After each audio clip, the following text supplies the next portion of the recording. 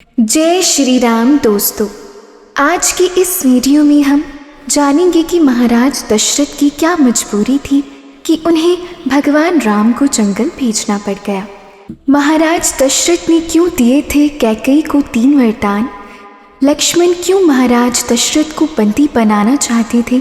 तो आइए जानते हैं इस कथा को विस्तार से। दोस्तों, आपको बता दें कि महाराज दशरथ अत्यंत पराक्रमी राजा थे।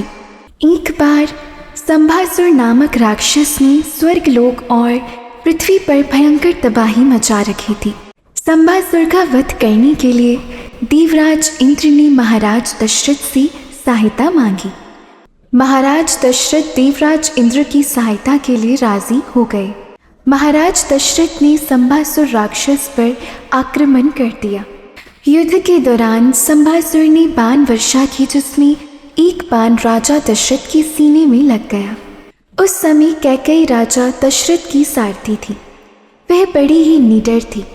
राजा को बाण लगने के बाद उन्होंने रथ को कुशलता से सुरक्षित स्थान की ओर मोड़ा और वहां पहुंचकर राजा को औषधि दी तथा सेवा की।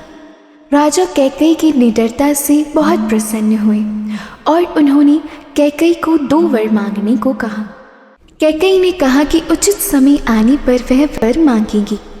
इस तरह समय बीतता गया और एक समय ऐसा आया जब भगवान राम का राज्य अभिषेक होने वाला था।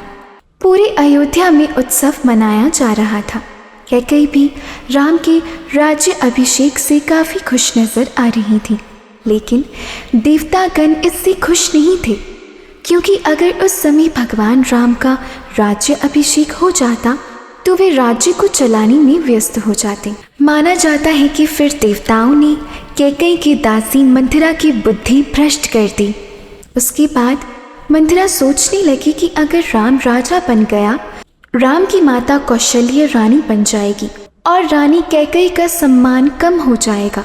तब मंथरा कैकेयी के दिमाग में भरत को राजा बनाने की बात भरने लगती है।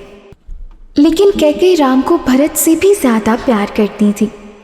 उसने पहले मंथरा को फटकार लगाई कि तुमने इस तरह की बातें सोची भी कैसे, लेकिन देवताओं ने रानी कैकेयी की बुद्धि भी भ्रष्ट कर दी। अब कैकेयी सोचने लगी कि अगर राम की जगह उसका बेटा भरत राजा बनता है तो वो राजमाता बन जाएंगी और राज्य में उसका सम्मान सबसे ज्यादा होगा। तब कैकेयी महाराज दशरथ को उन 2 वरदानों की याद दिलाती है जो उसने कैकेयी से मांगने को कहा था। कैकेयी ने दशरथ जी से कहा कि पहले आप वचनबद्ध होइए कि मैं जो भी मांगू वो आप देंगे। राजा दशरथ को भी कोई अंदाजा नहीं था कि कैकेयी क्या मांगने वाली है। उन्होंने कहा, तुम निश्चित होकर अपना वरदान मांगो। कैकेयी ने पहले वरदान में मांगा कि उसके पुत्र भरत को राजा बनाया जाए।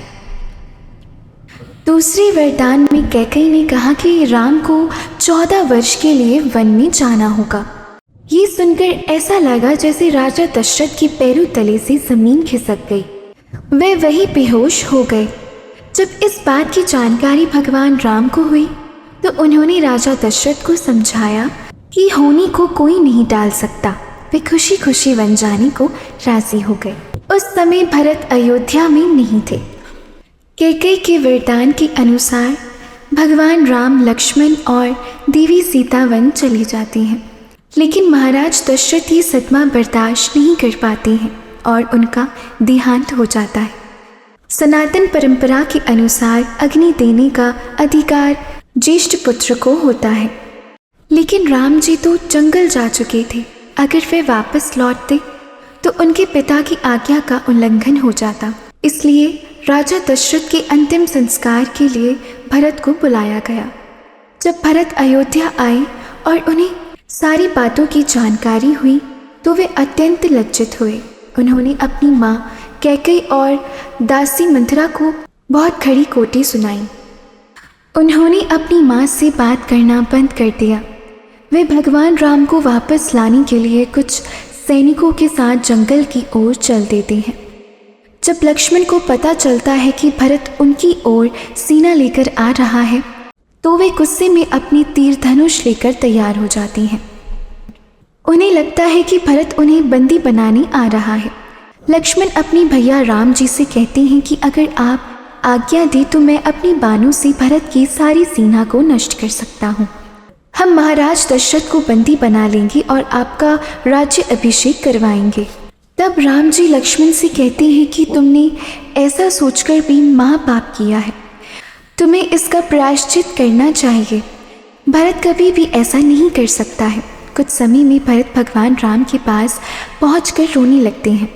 वे विनती करते हैं कि सभी अयोध्या वापस लौट आएं। लेकिन भगवान राम भरत को समझाते हैं कि ऐसा करना धर्म विरुद्ध हो जाएगा, उन्हें अपने पिता की आज्ञा का पालन करना होगा। तब भरत राम जी का खड़ाऊ लेकर अयोध्या वापस लौट आते हैं। माना जाता है कि भगवान राम की अनुपस्थिति में भरत कभी भी राजगद्दी पर नहीं बैठा। उसने भगवान राम की खड़ाऊ को राजगद्दी पर रखकर उनके आने का इंतजार किया। अगर आप सनातन धर्म से जुड़ी फैक्ट्स जानना चाहते हैं तो वीडियो को लाइक और चैनल को सब्सक्राइब जरूर करें। तो मेरे साथ प्रेम से कहिए जय श्री राम।